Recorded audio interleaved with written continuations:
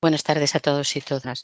En primer lugar, bueno, mi nombre es Purificación Párraga, soy vocal del Colegio de Psicología de la Comunidad Valenciana y, bueno, soy la responsable del área de intervención social. Hoy en concreto, como ya les he adelantado, el doctor don Amalio Blanco Abarca nos va a hablar de intervención social, ¿no? De los interrogantes de la intervención social.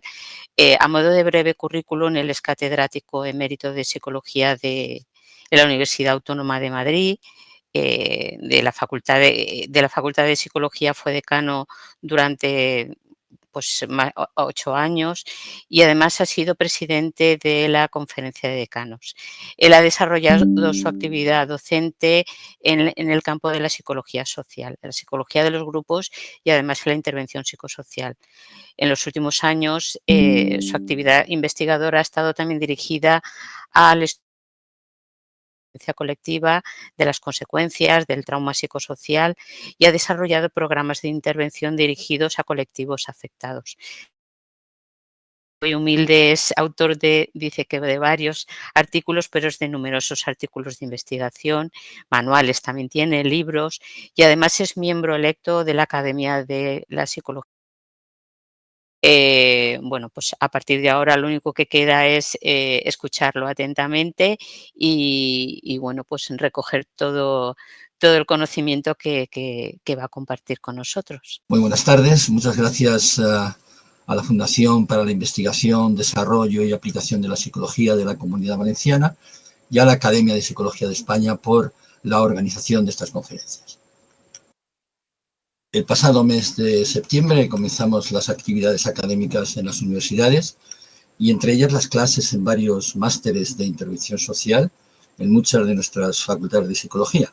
Y me parecía que esta podría ser una excelente ocasión para compartir con ustedes algunas reflexiones e inquietudes sobre el tema de la intervención social, intentando por lo menos, ¿no?, dar respuesta a algunos interrogantes que podrían servirnos de guía para la intervención. Aunque realmente esta propuesta tiene tras de sí una larga experiencia docente en este campo, lo deseéis, no se lo tomen al pie de la letra, no deben tomárselo al pie de la letra, porque tanto el número como incluso el contenido de cada uno de estos interrogantes es perfectamente debatible, discutible y admite, como no podía ser de otra manera en el mundo académico, pues objeciones, comentarios críticos y visiones alternativas que siempre enriquecen el conocimiento y contribuyen de manera muy decisiva a la eficacia de la intervención en este caso. Porque en realidad la psicología no va tras la búsqueda de verdades absolutas, ni siquiera de leyes de validez universal. Realmente y modestamente nos conformamos con encontrar ciertas regularidades en las maneras que las personas tenemos de pensar, de sentir y de actuar, para, a partir de ellas, poder intervenir en la dirección que se considere oportuno y necesario hacerlo de acuerdo con el programa, con el diseño de intervención que hayamos preparado. Sin duda ninguna, la intervención social plantea muchos interrogantes que son objeto de debate y respecto a los cuales no siempre hay acuerdo. Este es un hecho normal en el desarrollo de la investigación y de la aplicación del conocimiento científico, no faltaba más. Pero junto a ello se dispone también de algunas certezas. Tenemos algunas evidencias que son generalmente aceptadas, en algunos casos mayoritariamente aceptadas, por parte de quienes han trabajado en este campo, bien desde la investigación o desde la aplicación, y en algunos casos desde la investigación aplicada, propiamente dicha. Y algunas de estas evidencias y algunas de estas certezas son las que quiero compartir esta tarde con ustedes.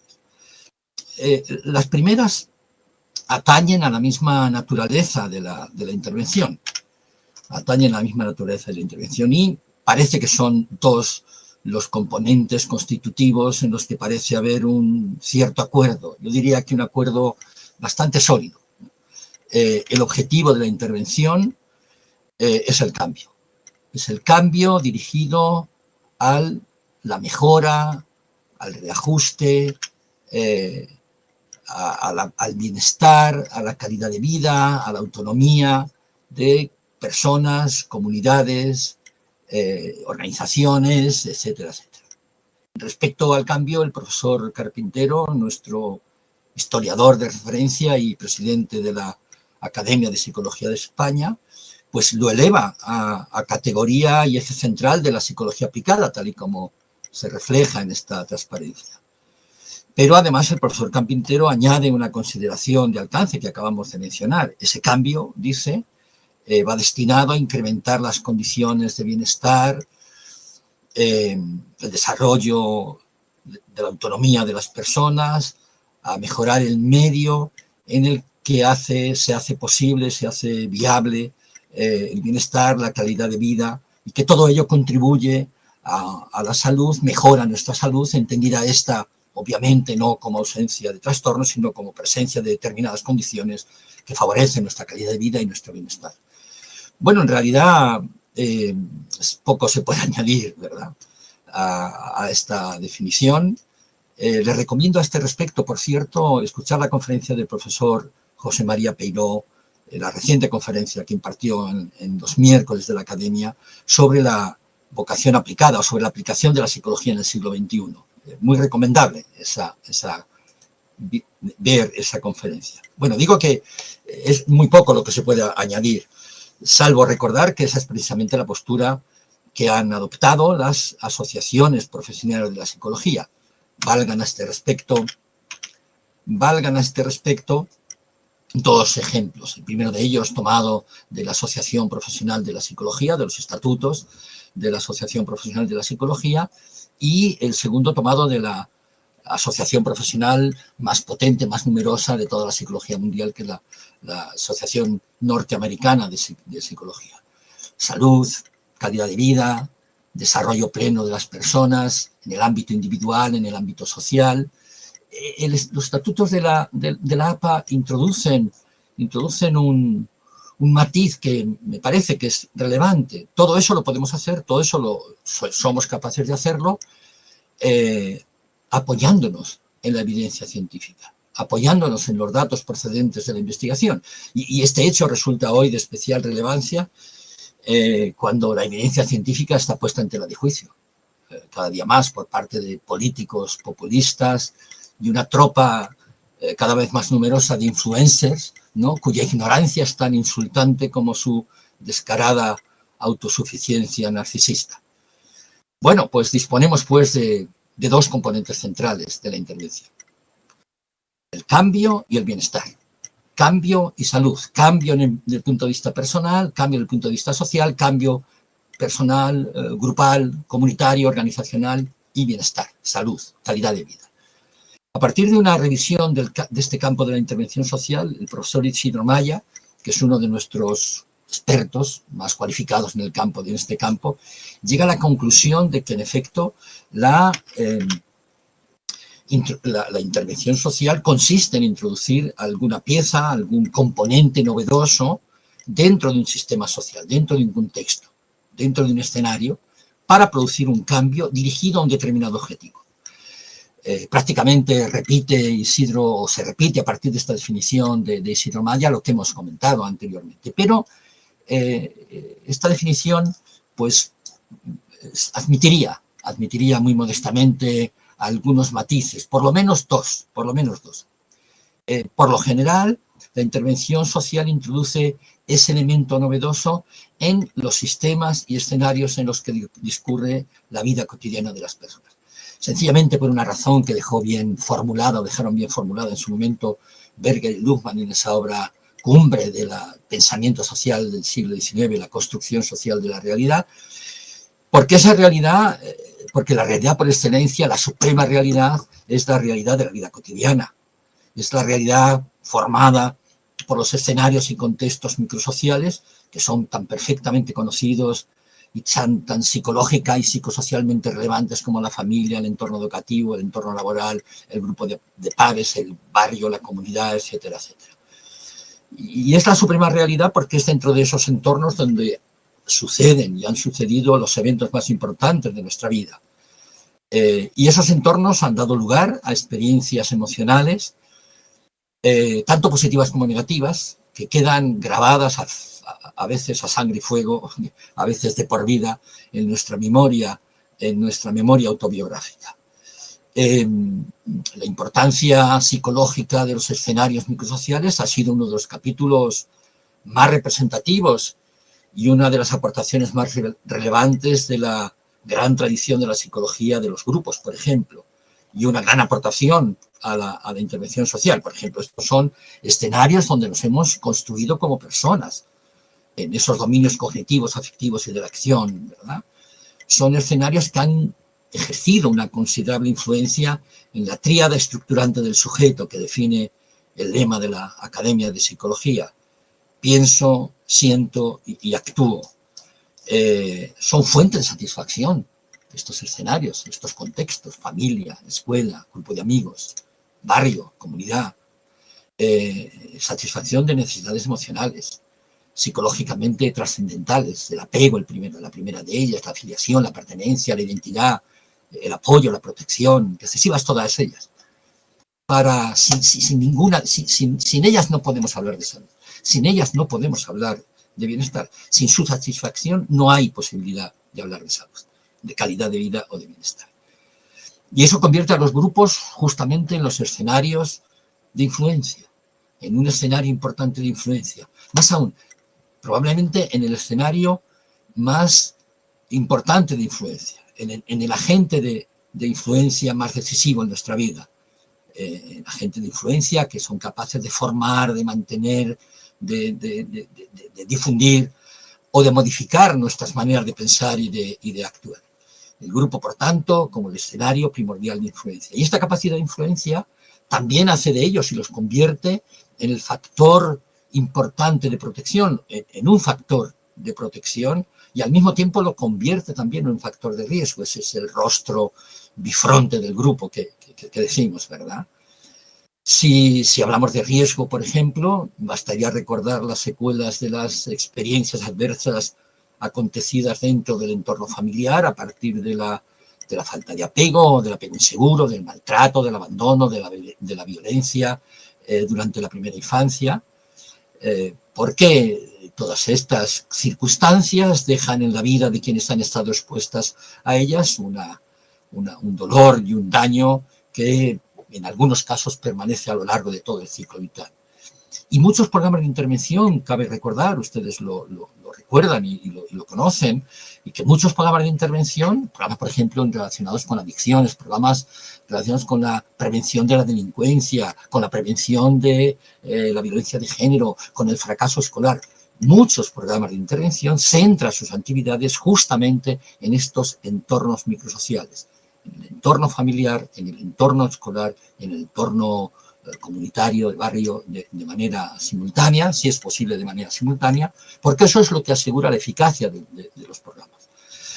En fin, las investigaciones clásicas que tienen al grupo como escenario encierran claves muy importantes para la intervención que merecería la pena recuperar en algún momento. No va a ser pero quedamos en todo caso emplazados para hacerlo en el futuro, ¿no? Bueno, este es un primer comentario a la definición esta que tienen ustedes en pantalla, la definición de Isidro Maya. Repito que es una definición que recoge las definiciones y las propuestas que se han hecho en torno a la naturaleza de la intervención social en manuales y en todas las revisiones del Annual Review of Psychology. Por tanto, es una definición a tomar en cuenta. Primero, en primer lugar, por eso, y en segundo lugar, porque Isidro Maya es una autoridad en este campo. Bueno, pues el segundo comentario es que la dirección del cambio, ya lo hemos comentado, es la mejora del bienestar, de la calidad de vida y de la salud de las personas, grupos, comunidades, barrios, etcétera, etcétera.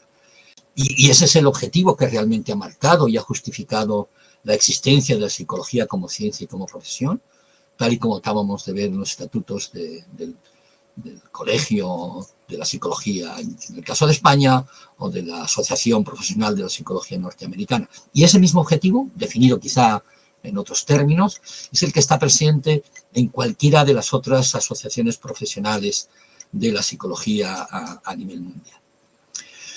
Bueno, una de las claves, por tanto, de la intervención puede entonces que resida en decidir justamente qué elemento novedoso vamos a introducir o hemos introducido para que se produzca un cambio en la dirección deseada, en la dirección prevista, en la dirección diseñada por parte de las personas que elaboran la intervención y tal. Y para ello no hay mejor remedio que acudir a las buenas prácticas y ver qué es lo que han hecho aquellos programas que han resultado eficaces. Bueno, el listado sería interminable, evidentemente, y no nos vamos a listarlo y a reflejarlo de manera alimentada. Pero una primera revisión, más o menos de urgencia, parecería mostrar que el aprendizaje y desarrollo de competencias, de habilidades, fortalezas y capacidades abarcarían una parte muy significativa de los programas de intervención. Yo, arriesgando un poco la opinión, me atrevería a decir que es la parte más significativa, más numerosa de los programas de intervención, y esto es debatible y es discutible. Se trata de diseñar, como han anticipado y han seguro adivinado, diseñar e introducir planes y técnicas a través de los cuales y de las cuales las personas, los grupos, logren el control sobre las actividades que realizan a través de estrategias grupales que nos ayudan y nos sirven para abordar con garantía los retos y las exigencias o los problemas a los que nos enfrenta y nos emplaza la vida. Porque la sensación de que cuanto nos sucede está en manos del azar, está en manos del destino, está en manos de la suerte, está en manos de la voluntad de algún Dios, es decir, que sucede al margen de nuestras motivaciones, de nuestros esfuerzos, de nuestras acciones. Todo eso sabemos que se encuentra en el origen de la indefensión, de cuyas consecuencias psicológicas, de cuyas consecuencias para la salud dio buena cuenta la psicología desde la década de los 70 del pasado siglo, a partir de las investigaciones de Martin Seligman. Tenemos, por tanto, ahí un cúmulo importante de evidencias en torno a la importancia del control y a la ausencia de indefensión. Por otra parte, no se nos puede ocultar que el empoderamiento abre la puerta a la autoeficacia personal y a la autoeficacia colectiva, es decir, en alguna medida a la resiliencia individual y a la resiliencia comunitaria. De ella hablamos en otra conferencia en la FIDAP hace un par de años.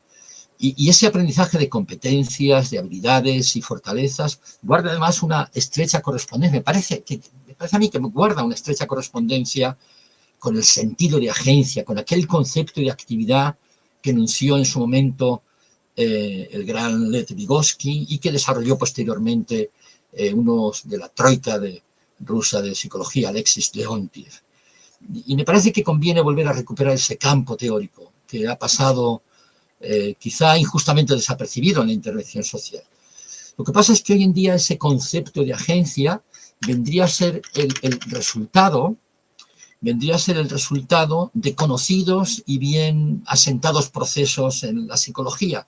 Pues la autoeficacia, la resiliencia individual, el control y la autonomía. Todos esos conceptos refuerzan la agencia, refuerzan la capacidad que el ser humano tiene para poder ser constructor, para ser activo, ser realmente activo frente a su propio medio. Y por tanto, ser una persona que es capaz de introducir algunos cambios en algunas de las dimensiones de su propia vida. Este sería entonces el primero de los capítulos en los que ha desarrollado su actividad la intervención social, convertir a las personas en agentes de su propia salud. Esa es una de las bases de la intervención y uno de los objetivos. Y eso se hace, entre otros medios, entre otras estrategias, a través del empoderamiento. Este sería, por tanto, el primero de los capítulos en los que ha desarrollado su actividad la intervención social, el fortalecimiento personal a través, por ejemplo, de técnicas de aprendizaje social y entrenamiento en habilidades sociales y asertividad para prevenir embarazos adolescentes no deseados o prácticas sexuales de riesgo, entrenamiento en competencias sociales y emocionales en el contexto educativo para mejorar el rendimiento escolar, el entrenamiento en técnicas de estudio y actividades de apoyo académico para prevenir el abandono escolar, la promoción de hábitos de vida activa en personas mayores para la promoción de la autonomía, el autocuidado y la mejora de relaciones sociales y un larguísimo etcétera. Y habría, en segundo lugar, un capítulo de fortalecimiento comunitario, porque las redes sociales importan, porque las relaciones sociales importan, porque las relaciones comunitarias importan mucho. Importan mucho porque satisfacen esas necesidades de relación y porque el tejido comunitario, ese capital, el capital social del que nos hablara hace unos 20 años Robert Putnam, los lazos sociales, las normas de reciprocidad, la confianza, la participación, la confianza en las instituciones sociales, etcétera, etcétera, juegan un papel importante en nuestra vida y juegan un papel importante en nuestra salud y en nuestro bienestar y juegan, por tanto, y deben jugar, por tanto, un papel importante en la intervención. Y es verdad que el capital social está en franca decadencia. Y en algunos casos esa decadencia es debida a la manifiesta intencionalidad política de prescindir de ellos, reducirles drásticamente la financiación, poner trabas a sus actividades, y eso es lo que Robert Putnam lleva advirtiendo desde hace 20 años. ¿No? Y también es debido a ese excesivo individualismo narcisista, a partir del cual creemos que somos autosuficientes. En un determinado momento el profesor Marino Marco impartió una extraordinaria conferencia sobre este tema, que yo también recomiendo que vean. No somos autosuficientes. Sin los otros, sin las redes sociales, sin la confianza, sin la participación, sin la amistad, sin el apoyo mutuo, no somos nada, y no somos nadie. Bueno, pues a este capítulo el profesor Fernando Chacón el otro día en la conferencia de los miércoles de la Academia hablaba bellamente de esto cuando hablaba del altruismo. La amistad, la relación, la compañía, el amor, el apoyo, la cooperación son fundamentales para nuestra vida. Pero estamos en una época en la que parece que no, que somos autosuficientes y que no necesitamos a nada ni a nadie. Tal grave y craso error. A este capítulo pertenecen pues, los programas de formación de líderes, por ejemplo, para fomentar la participación en un barrio, en una comunidad. Las coaliciones comunitarias para reducir el consumo de alcohol y prevenir incidentes violentos y accidentes de tráfico. Y estoy hablando de programas llevados a cabo con eficacia, comprobada eficacia. La creación de espacios públicos que fomentan el encuentro y la interacción entre los vecinos. La participación, la promoción de la participación comunitaria para fomentar el tejido asociativo, el fomento de los huertos comunitarios que mencionaba Isidro Maya en una de sus publicaciones. En fin, programas de fortalecimiento comunitario que tienen como base recuperar la confianza, la relación, la participación, el apoyo mutuo, la reciprocidad. Y habría un capítulo de intervención que ha tenido una particular presencia en programas que realmente tienen un objetivo terapéutico de reparación del daño a partir del acompañamiento psicológico a personas que han estado expuestas a uno o varios eventos estresantes de distinta intensidad, bien de manera puntual, pues por un atentado terrorista o la Dana, la catástrofe natural de la Dana el año pasado, o han estado expuestas esas personas de una manera reiterada y continuada, por ejemplo, a través de la violencia de género, del conflicto armado prolongado, de experiencias de discriminación, de exclusión social, de racismo estructural, etcétera, etcétera. En momentos muy puntuales y en momentos a lo largo de la vida. Y esta intervención de reparación del daño tiene dos momentos principales. El primero de ellos es una intervención en crisis, una intervención normalmente personalizada, de información, de contención emocional, de ayuda a la liberación de emociones, la normalización de síntomas, en fin. Pero la intervención social no actúa en el epicentro de la situación crítica, sino en momentos posteriores. Por tanto, esta intervención en crisis es una intervención, digamos, muy centrada en el ámbito de lo clínico, podríamos decir, respecto al tema respecto al que la intervención social tendría poco que decir, salvo en un determinado aspecto que hablaríamos después. Por ejemplo, la intervención no actúa en el epicentro de la intervención de la situación crítica, sino en momentos posteriores. Por ejemplo, el apoyo y acompañamiento psicosocial en procesos judiciales, a víctimas de un desastre natural o víctimas de la violencia política, a fin de evitar la reexperimentación y la rehabilitación, son programas que se están llevando a cabo en este momento en América Latina, que yo conozca. Algunas de estas intervenciones han sido desarrolladas por la profesora Sol Yáñez, profesora del Departamento de Psicología de la Universidad Centroamericana de El Salvador, la UCA de El Salvador.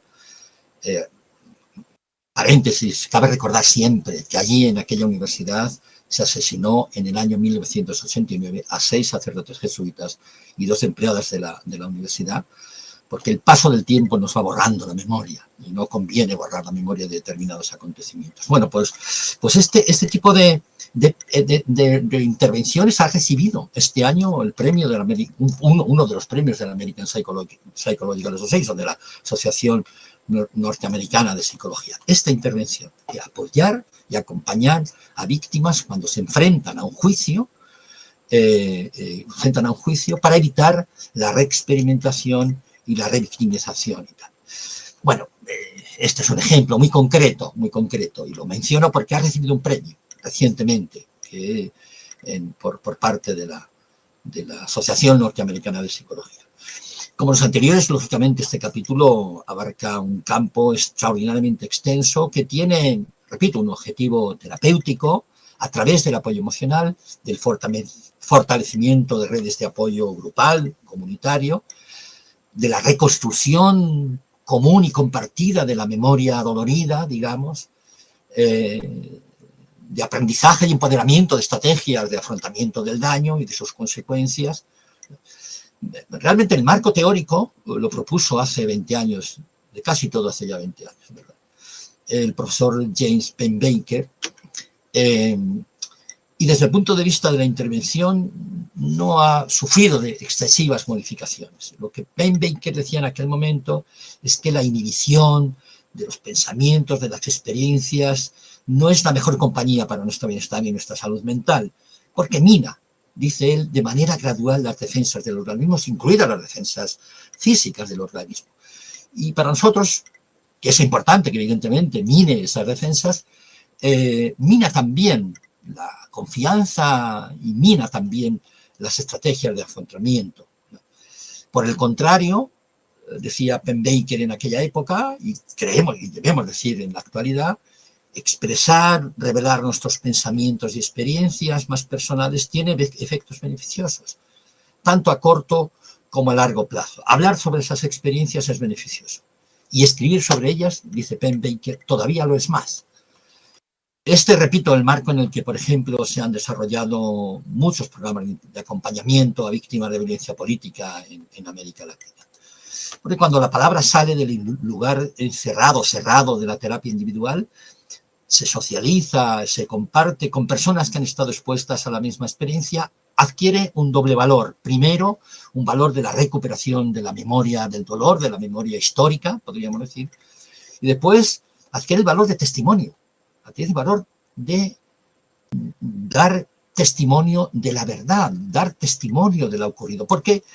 Porque el silencio siempre es cómplice del olvido, y el olvido es siempre cómplice de los victimarios. Y además de los victimarios que de pronto empiezan a dudar y empiezan a poner en tela de juicio la existencia de ese tipo de acontecimientos, ¿no? Y por tanto, la eficacia de la recuperación de la memoria histórica del testimonio es socialmente necesaria y psicológicamente beneficiosa.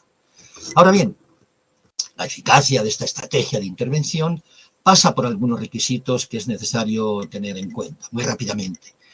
El efecto beneficioso se lleva a cabo en espacios grupales de reflexión y de expresión compartida de esas experiencias. Ese espacio tiene que estar monitorizado por profesionales. Hablar de la manera más o menos espontánea en espacios informales, sin el acompañamiento, el apoyo y el plan que traza un profesional o una profesional, podría ser incluso perjudicial y desde luego no es una estrategia a la que nosotros, digamos, demos aprobación, podríamos decir, ¿no? La primera fase de la intervención, de esta intervención, consiste en crear un espacio, un entorno de confianza, crear un entorno de cooperación, de reciprocidad, de apoyo mutuo. En una palabra, crear sentimiento de pertenencia y crear sentido de comunidad. Sentimiento de pertenencia y sentido de comunidad son dos condiciones imprescindibles para la eficacia de la intervención.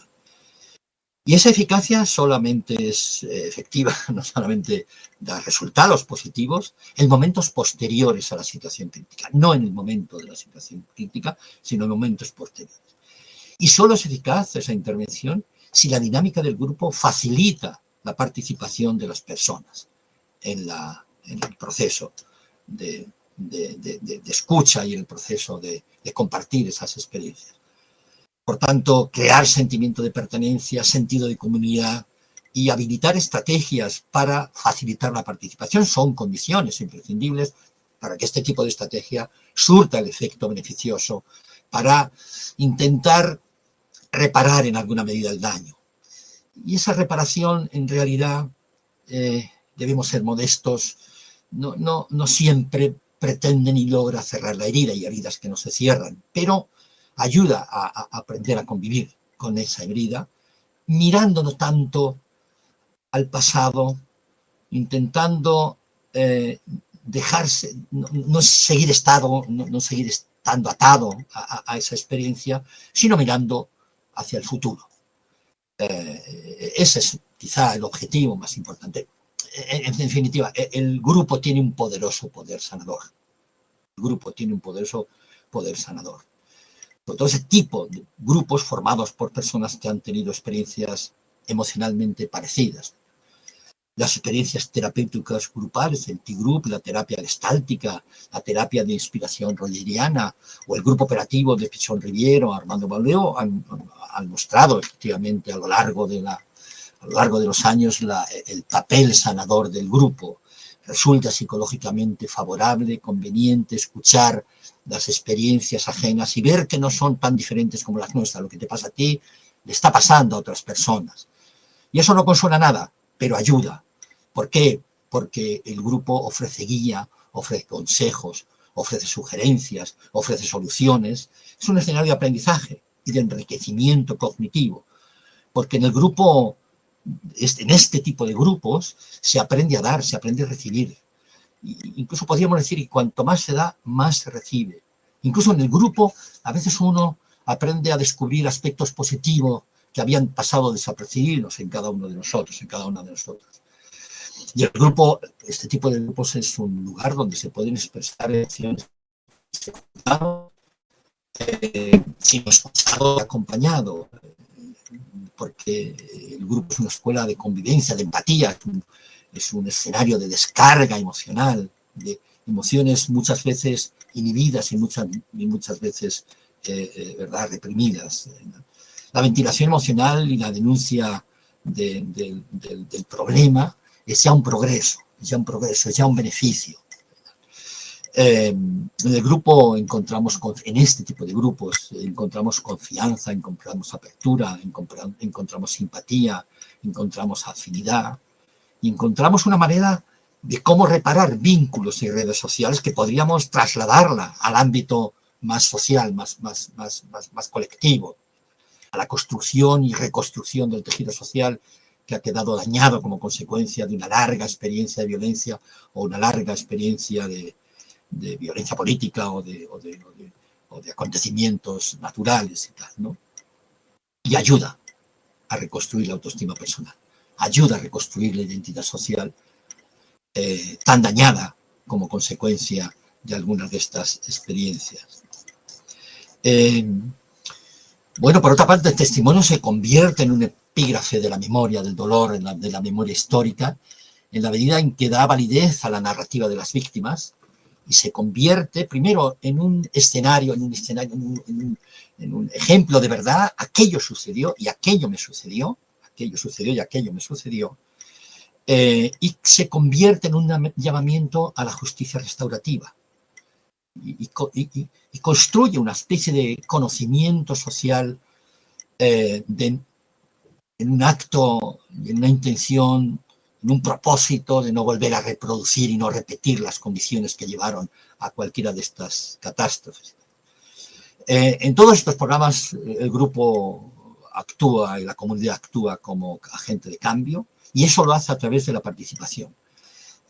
Por tanto, la participación, ya lo hemos adelantado, se convierte en un eje particularmente decisivo de la intervención.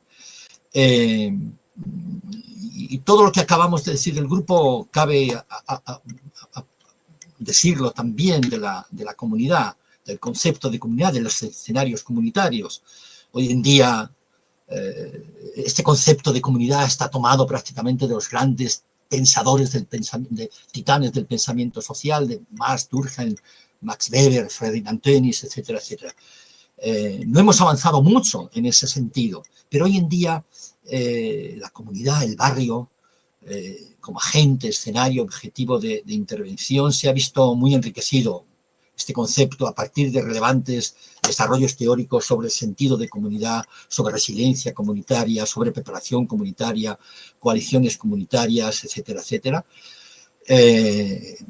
Todas ellas son en la actualidad herramientas de las que nos valemos en el marco de la intervención social.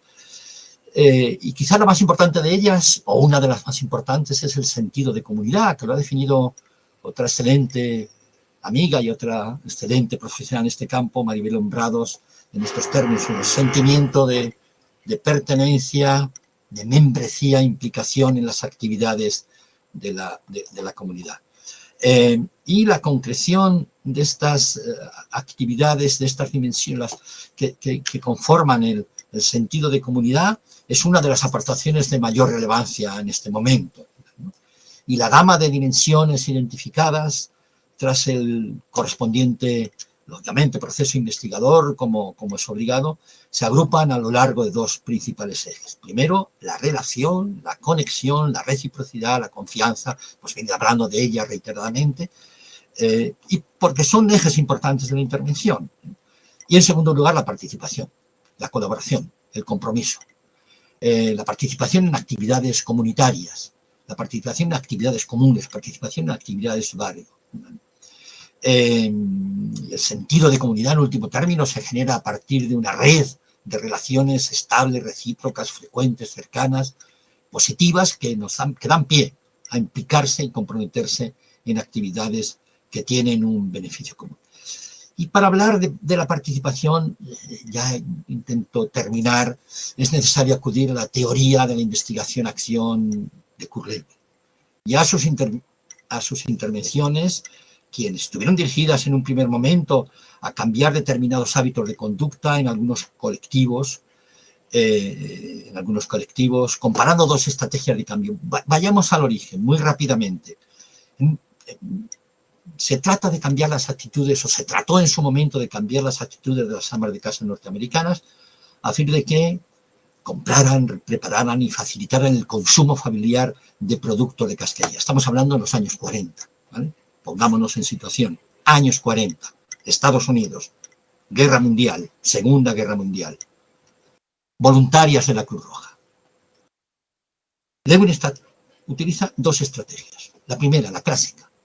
Mensaje por parte de un experto, una técnica tradicional en el cambio de actitudes, la técnica de persuasión, de un experto, una charla, con determinados mensajes, que estudia muy bien cuándo incluir los mensajes claves, al principio, en medios, en el final, y que después ofrece unas cuantas consejos y recetas para cocinar este tipo de productos. Y frente a ello, una estrategia de grupo, una estrategia en la que sencillamente las personas debaten el tema, discuten el tema y toman una decisión. Entonces, en esta transparencia tienen ustedes cuál es la clave, la diferencia entre una estrategia de cambio tradicional y una estrategia de cambio utilizando el grupo como agente de intervención. ¿Cuál es la clave? La participación activa de las personas, la implicación, el compromiso. Cuando a las personas se les permite participar en la toma de decisiones sobre un determinado tema, se sienten comprometidas personalmente con la decisión adoptada y trasladan esa decisión a su comportamiento personal en su vida cotidiana. Esa es la clave. Yo me siento comprometido cuando se me ha permitido tomar parte en una decisión. Y ese compromiso lo llevo a mi vida personal. Esta estrategia de intervención fue aplicada a otros muchos colectivos, entre ellos a grupos de madres primerizas a quienes los pediatras o las pediatras le recomendaban muy encarecidamente que en la alimentación de sus bebés introdujeran zumo de naranja, hígado de bacalao, leche en polvo y tal. Estamos hablando de los años 40, ¿vale? Estamos hablando de los años 40. Lo importante no es el contenido, sino la estrategia, con resultados parecidos en último término, Kurt-Lewin acuña el concepto de norma grupal que me parece fundamental en el campo de la intervención. Y dice que pues, estas cosas, que los datos procedentes de la investigación en campos tan diversos como el cambio y la actividad, dicen que es más fácil cambiar a las personas cuando están constituidos en grupo que cuando están solos. Bueno, la norma grupal es una pauta de acción que la persona adquiere y se compromete cuando ha sido partícipe en el proceso de decisión, cuando le han dado la oportunidad de tomar parte en todos los momentos de la intervención, cuando siente que su opinión es escuchada, es tenida en cuenta. Y esa, por ejemplo, ser escuchada, ser tenida en cuenta, es una de las dimensiones del bienestar social, por cierto. La norma grupal como estrategia de intervención es resultado de las premisas sobre las que el propio Lewin elabora su teoría de la investigación-acción. En realidad, la investigación social, tal y como la conocemos hoy, la llevamos a la práctica, tiene su punto de partida en la investigación-acción y en la norma grupal como metodología de intervención. Es un punto de inflexión, es un antes y un después en la teoría y en la práctica de la intervención. Entonces, de acuerdo con la propuesta de Kurt-Lewin, la investigación-acción, es decir, en último término, la intervención social, seguiría los siguientes pasos. Primero, una planificación, una idea general, dice Lewin, respecto a lo que habría o sería deseable hacer respecto a un determinado tema, respecto a un determinado problema, para lograr un objetivo, el objetivo previsto. Esto requiere, dice Lewin, recoger datos, y esa es la parte importante, recoger datos sobre el tema en cuestión, sobre el problema en cuestión, sobre las personas que sufren ese problema, sobre el daño que hace ese problema. Hoy esa tarea la denominamos análisis de la realidad. De hecho, nosotros en el máster de intervención social tenemos una asignatura expresamente dedicada al análisis de la realidad.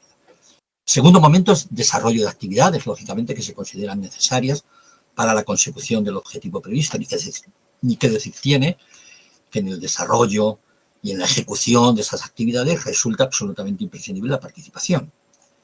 El tercer momento sería la recogida de datos, el desarrollo y la puesta en práctica de las actividades da lugar a la recogida de datos y los resultados de esas actividades propiamente dichas.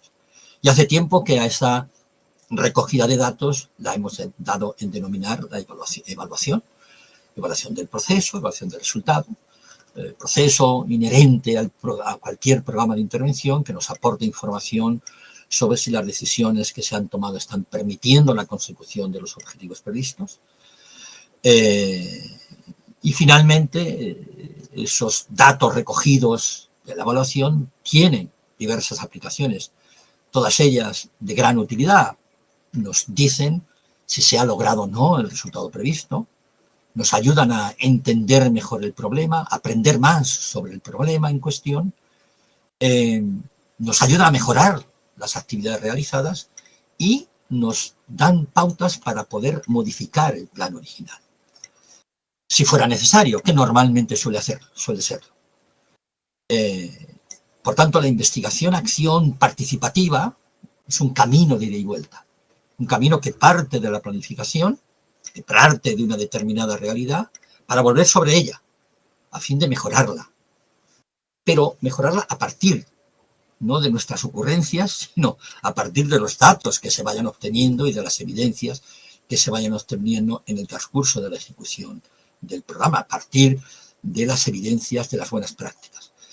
Bueno, la mayoría de estos programas se enmarcan y con esto creo que debo terminar para no abusar de su paciencia, La mayoría de estos programas, digo, se enmarcan y tienen su origen en la presencia de problemas sociales. Problemas sociales que han sido causados por la mano del ser humano. A veces han sido causados intencionalmente, con el propósito expreso de hacer daño, por ejemplo, en el caso de la violencia. Hechos estos, hecho este, el del daño, frente al que no podemos permanecer indiferentes, frente al que la ciencia social no permanece indiferente, frente al que la intervención no puede permanecer indiferente. Estas son otras tantas evidencias, otras tantas certezas realmente muy sólidas, muy compartidas, problemas sociales causados por la mano del ser humano que hacen daño, y frente a ello, y frente a ese daño, no podemos permanecer indiferentes. Efectivamente, intentar describir con pormenor todas estas 4 certezas, pues nos llevaría un tiempo del que no disponemos. Certezas respecto a las que también hay un cierto acuerdo. Los problemas sociales tienen su origen en la estructura y en los procesos sociales que dan lugar a modelos de relación interpersonal, intergrupal, intercategorial, ubicados dentro del etnocentrismo, esa creencia en la superioridad de una persona sobre otra, de una raza sobre otra, de un país sobre otro, de una religión sobre otra, de una creencia sobre otra, en fin, que afectan de manera particular a determinado tipo de colectivos. Que se convierten, por tanto, en altamente vulnerables ante la emergencia, ante la aparición de ese tipo de problemas. Y que, por tanto, podemos hablar y hablamos en el campo de la intervención de grupos de riesgo, por descontado. Problemas que son percibidos como tal por la gente. Hay una conciencia colectiva de que efectivamente esos problemas están causando un deterioro de la convivencia, están causando un deterioro en la salud, están causando un malestar, están causando polarización social, tal y como estamos asistiendo en nuestro país con la vuelta a temas relacionados con el racismo, el machismo, el etnocentrismo, la discriminación, la exclusión social de determinado tipo de colectivos que son producto de la acción humana y, por tanto, si son producto de lo que hemos hecho, podemos cambiarlos. Estos problemas no se derivan de ninguna ley de la naturaleza, ni de ninguna voluntad de ningún dios, ni de la deficiencia de nuestra estructura biológica y tal, ¿no? Sino son productos de la acción humana y, por tanto, todo lo que ha sido construido puede ser cambiado y decimos, debe ser cambiado cuando vaya dejando un rastro de daño psicológico, de daño social y de destrucción social. Y ese cambio requiere la modificación de nuestras conductas, de nuestros modelos de relación y la búsqueda de nuevos y mejores escenarios sociales, mejores escenarios personales y mejores escenarios sociales. Y con eso me remito, a esa aportación que hizo en su momento George Miller como presidente de la Asociación Profesional de la Psicología Norteamericana en el año 1969. Los problemas que existen en el mundo actual, entonces y ahora, son problemas que hemos creado y que requieren de nuestro cambio de conducta, de nuestro cambio de escenarios comportamentales, de nuestro cambio en los modelos de relación interpersonal y de la mejora en los escenarios sociales en los que nos movemos. Y hemos dicho, si nosotros tuviéramos que detectar o que señalar qué tipo de escenarios requieren una especial mejora, diríamos, y respecto a los cuales la intervención social puede actuar, repetiríamos lo que hemos dicho al comienzo, los escenarios microsociales, la familia, la escuela, los escenarios laborales y escenarios comunitarios, barrio y comunidad. Pues muchísimas gracias por su atención y quedo a su disposición para responder a las dudas, preguntas que tengan a bien plantear. Muchísimas gracias. Muchísimas gracias al doctor Amalio Blanco. Vale, entonces mientras ustedes, bueno, pues, se toman el tiempo para escribir, para pensar la pregunta, que seguro que les han surgido un montón de cuestiones, yo quisiera lanzarle al doctor, ¿me escucha? Sí. Sí, estoy escuchando, muchas gracias. Buenas Claro. tardes. Sí, buenas tardes. Sí. Me gustaría que, a ver, al principio usted ha hablado muchas veces de bienestar como objetivo final de la intervención, pero ha quedado un poco, como poco concreto, ¿no? Un poco desdibujado. ¿Podría explicar un poquito más, concretar un poquito, ese término? Sí, con mucho gusto, claro. Eh, en realidad, eh, la historia del bienestar viene de lejos, viene de aquella definición que dio la OMS en su Ujú. momento fundante, en el año 1946, diciendo que la salud Sí. no es ausencia de enfermedad, sino que es presencia de bienestar, un completo bienestar psicológico, Mm, social y físico. Por cierto, una definición a la que desde el punto de vista práctico no se le ha hecho demasiado caso, digamos, en el ujú, campo en el campo de la salud. Desde el punto de vista de la psicología, se ha retomado esta definición para decir que efectivamente la salud mental no es ausencia de trastornos, sino que es presencia de circunstancias que bienestar. ¿Y qué es el bienestar?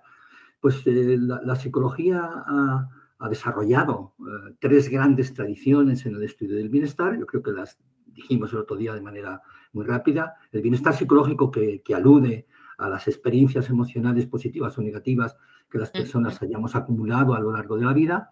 El bienestar psicológico está muy relacionado con el desarrollo, las posibilidades que las personas tenemos y las oportunidades que a las personas se nos dan ujú, para desarrollar nuestras capacidades, darnos positivamente a los cambios en la vida y a todas aquellas inconvenientes que nos va presentando la vida y tal, ¿no? Y después, evidentemente, como seres sociales que somos, pues estamos dentro de una determinada sociedad, formamos parte de grupos y entonces, desde el punto de vista psicológico, pues todo lo que suceda dentro eh, las relaciones que tengamos dentro de esos grupos, los modelos de relación interpersonal, modelos de relación intergrupal, juegan un ujú, papel muy importante en nuestro bienestar. O dicho de otra manera, juegan un papel muy importante en las experiencias emocionales. Entonces, cada una de estas dimensiones, cada uno de estos constructos, se ha desplegado en varias dimensiones. La primera de ellas es muy sencilla. ¿Cuáles son las experiencias positivas y negativas que uno va acumulando a lo largo de la vida?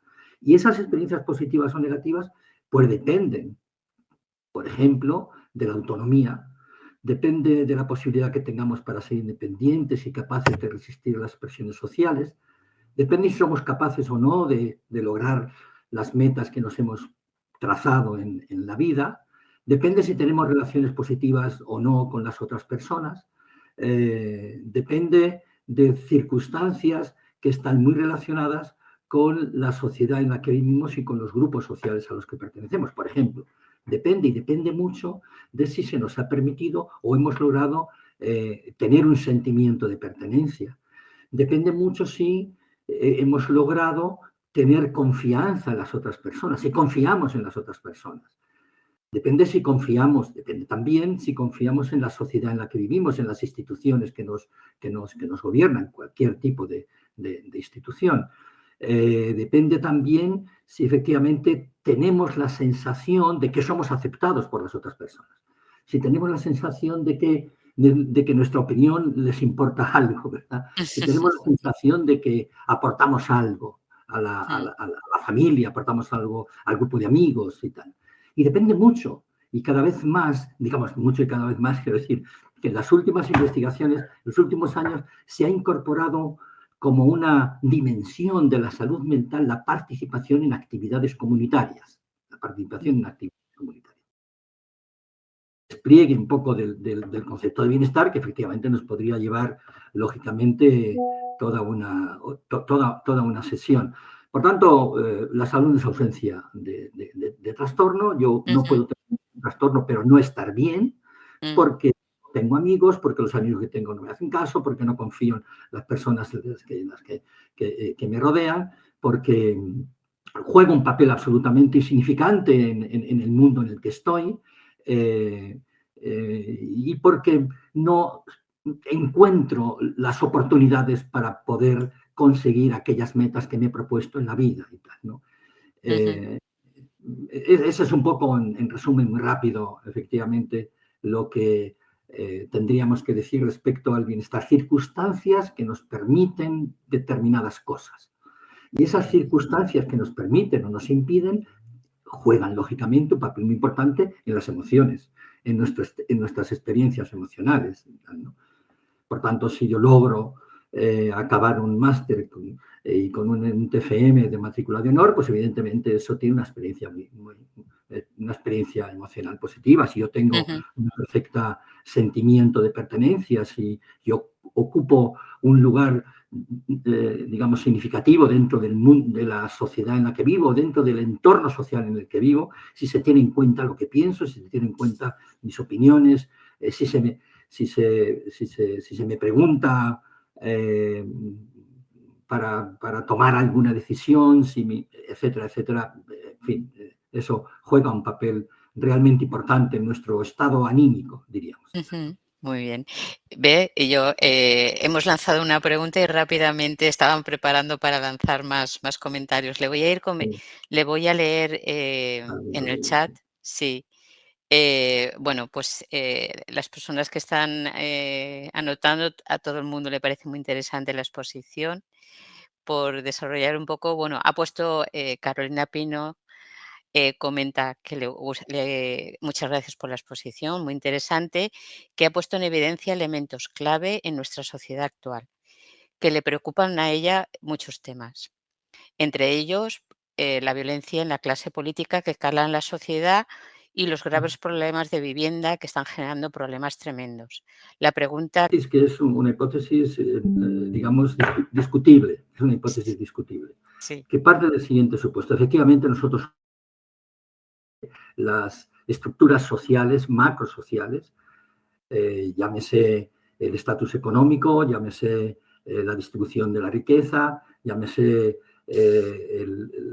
la situación económica que ha desbaratado un poco el mercado de la vivienda, llámese la situación de enfrentamiento político, de polarización política, que todo eso efectivamente juega un papel, afecta a las personas en su vida cotidiana. No cabe la más mínima duda de que eso es así. La pregunta que nos hacemos es qué es lo que podemos hacer desde la intervención social para modificar. Hemos dicho, la intervención es, digamos, sinónimo a cambio. Introducimos un cambio en determinada dinámica interpersonal, en una determinada dinámica intergrupal. Entonces, la reflexión que yo me hago, y simplemente lo hago como una reflexión para compartir con ustedes, es que la psicología no ha desarrollado ni teorías ni metodologías para poder intervenir, para poder entender, para poder explicar, si quieren ustedes, y para poder intervenir sobre lo macrosocial. El ámbito en el que la psicología se ha desarrollado ha sido el ámbito de la relación interpersonal, primero el ámbito puramente personal, evidentemente, ahí está toda la psicología de la personalidad, toda la psicología clínica, y después en el ámbito interpersonal la psicología ha hecho aportaciones extraordinariamente poderosas y muy valiosas interpersonales, y las extraordinarias aportaciones desde el punto de vista del grupo y de las organizaciones. Por tanto, esas son nuestras herramientas de intervención. Es ahí donde nosotros somos capaces de introducir cambios y de mejorar determinadas condiciones sociales, de determinadas estructuras grupales, de mejorar incluso determinadas estructuras cognitivas, ¿verdad? Maneras de pensar que tenemos unas personas respecto a otras, pero siempre en un marco microsocial, fundamentalmente relacionado con el escenario grupal. Por eso decíamos en la presentación que el grupo y la comunidad es un instrumento, el principal instrumento de intervención. Y, por tanto, nuestra capacidad para poder intervenir y modificar y cambiar y mejorar lo macrosocial es muy limitada. La única, el consuelo que tenemos es la posibilidad, que históricamente así ha sido, que el cambio pueda venir de abajo hacia arriba.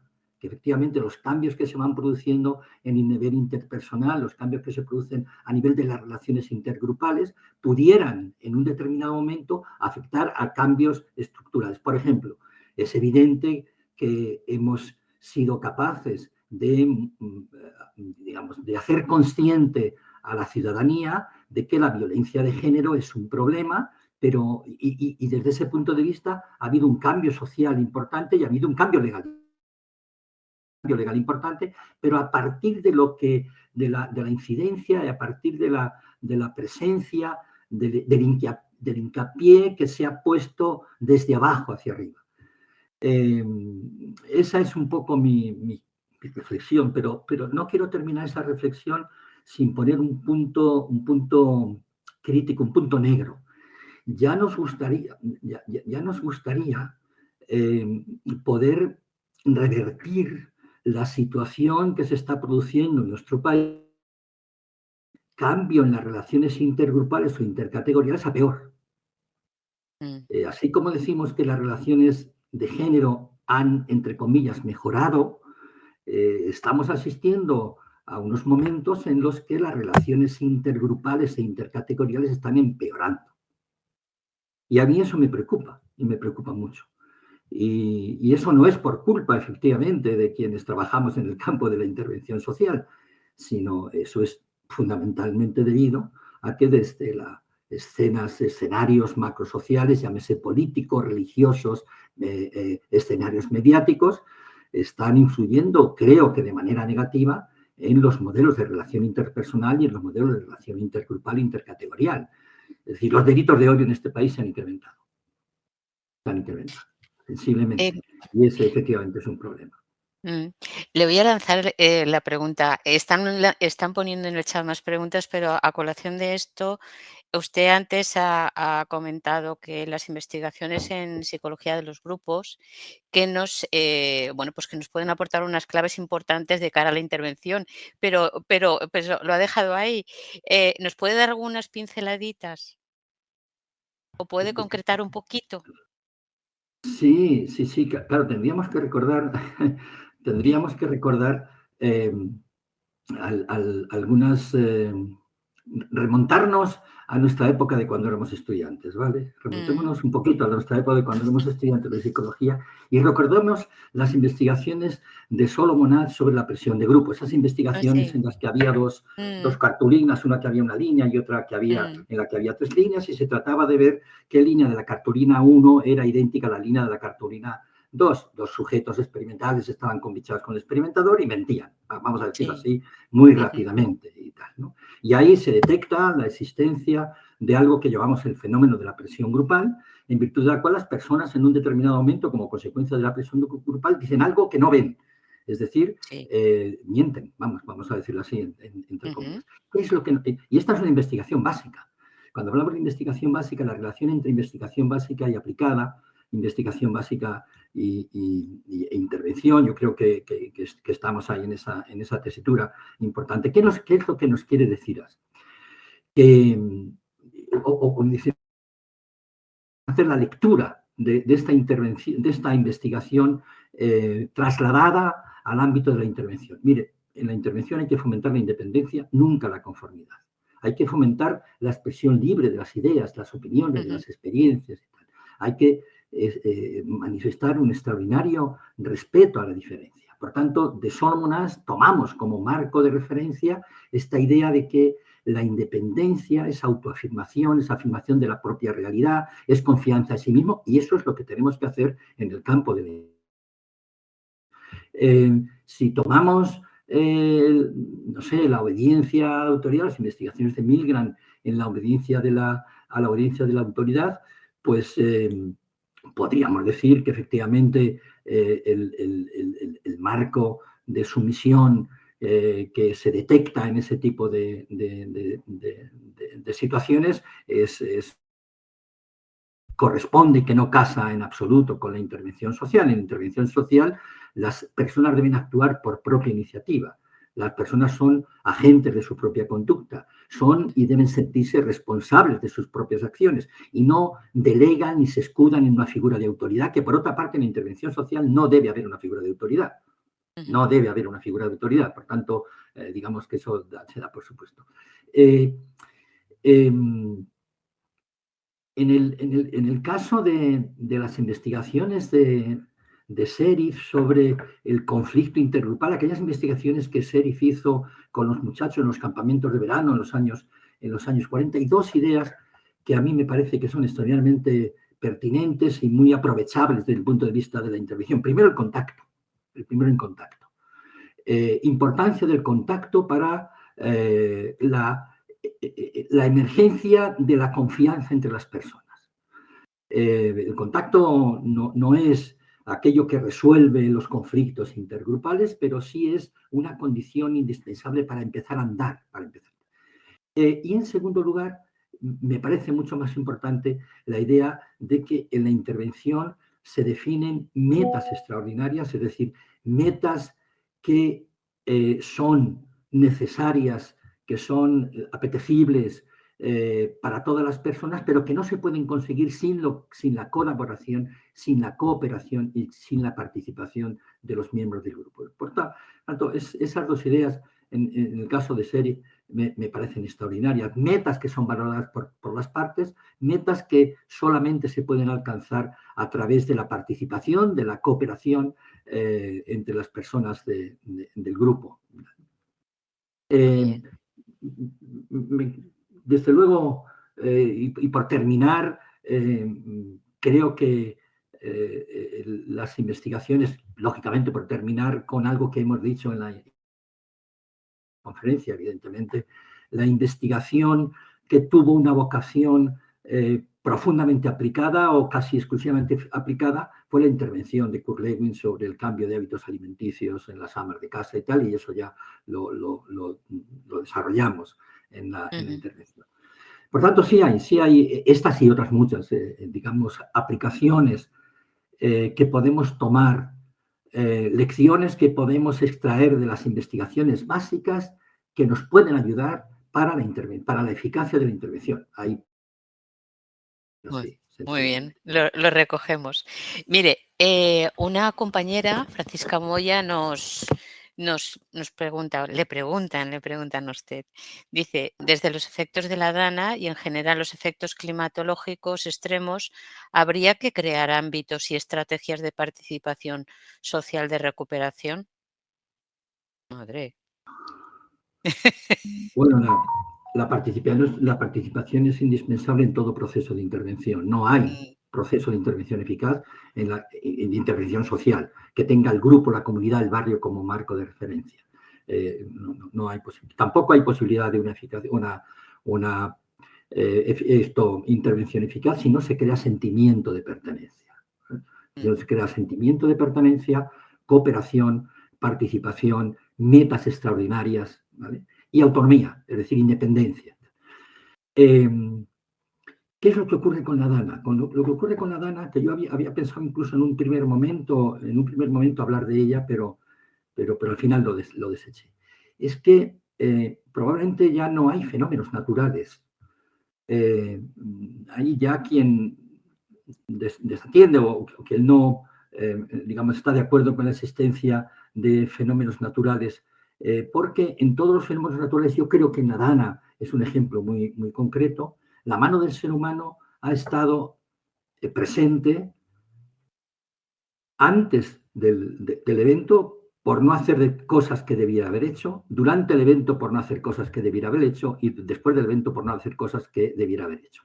Es evidente que un volcán no es, y que una DANA tampoco se puede, digamos, evitar, entre comillas. ¿No? Pero las consecuencias sí. Estamos hablando aquí de las consecuencias. Las consecuencias que tienen los eventos y las catástrofes naturales no son consecuencias debidas exclusivamente a la naturaleza. Son debidas a lo que las personas hemos dejado de hacer y hemos dejado de hacer antes, hemos dejado de hacer durante y hemos dejado de hacer después del acontecimiento.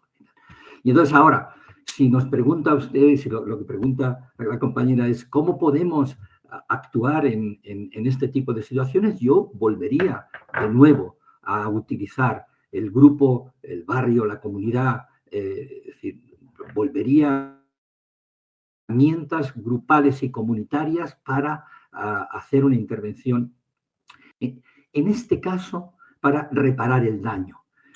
Por una razón que la psicología ha explicado razonablemente bien.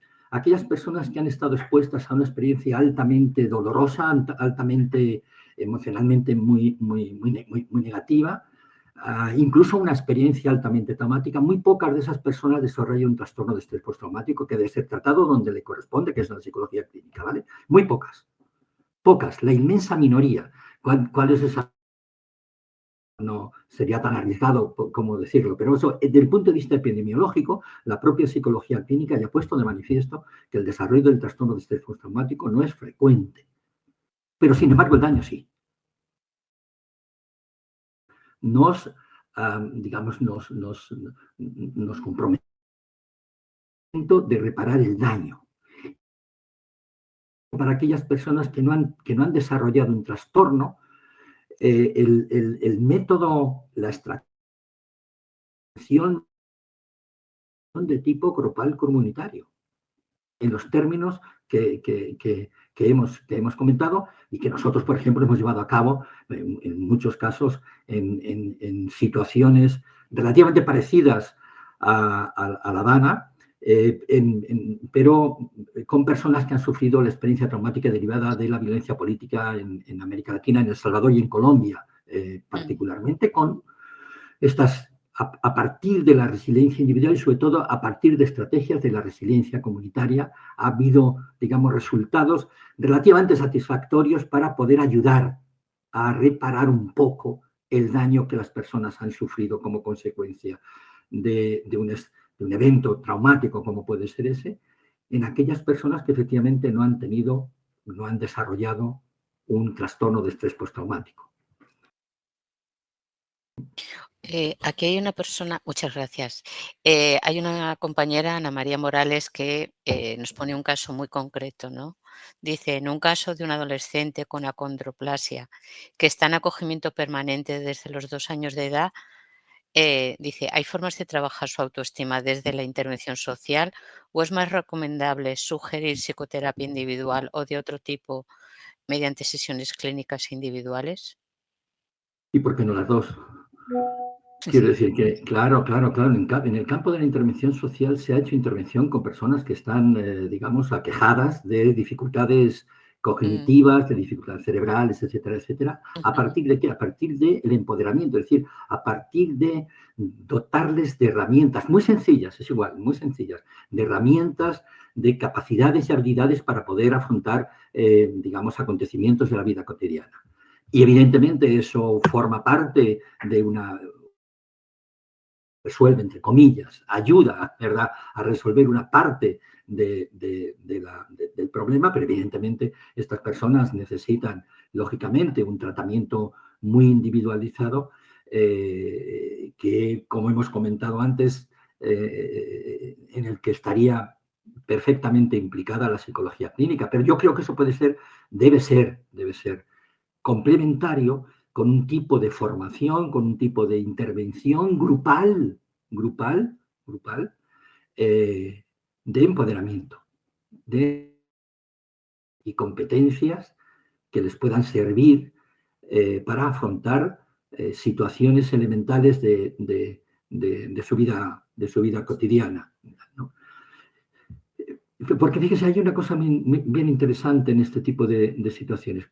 Cuando nosotros ponemos juntas a personas que han tenido una misma experiencia o que sufren una misma experiencia, como es este caso, el grupo actúa tiene un gran poder sanador. Tiene un gran poder sanador en el sentido moderado del término y tal, ¿no? Porque cuando las personas que tienen una misma experiencia emocional se juntan y se intercambian, aprenden mucho, sirve como desahogo emocional. El grupo es un escenario de aprendizaje, de cooperación, es un escenario de confianza, es un escenario de expresión emocional, es un escenario en el que nadie te juzga, es un escenario en el que encuentras comprensión, en el que encuentras apoyo. Y esa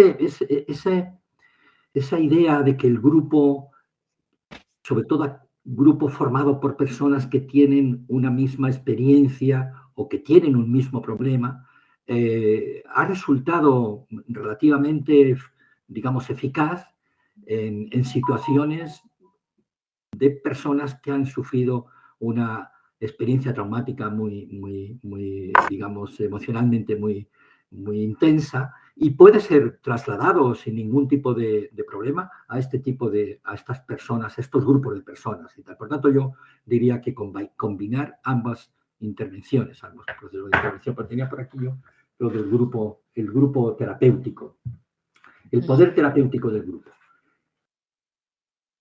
En determinado momento, sí.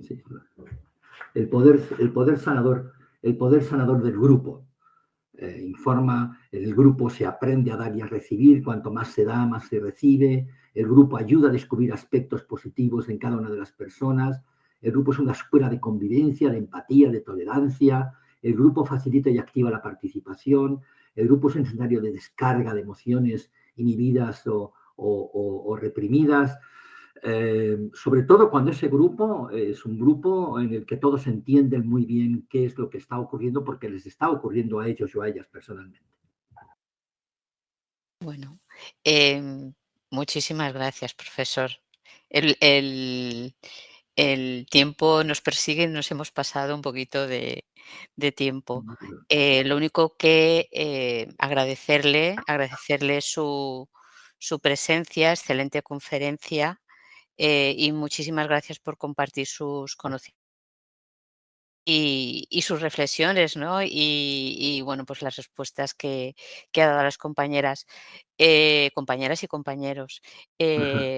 Lo único que tengo que decir es que, bueno, pues que invitarle, que gracias, que esperamos verles en otra conferencia y en otros encuentros o en otras situaciones y bueno, pues poder seguir aprendiendo de usted, ¿vale? Bueno, aprendemos todo. Yo también aprendo de ustedes mucho, mucho.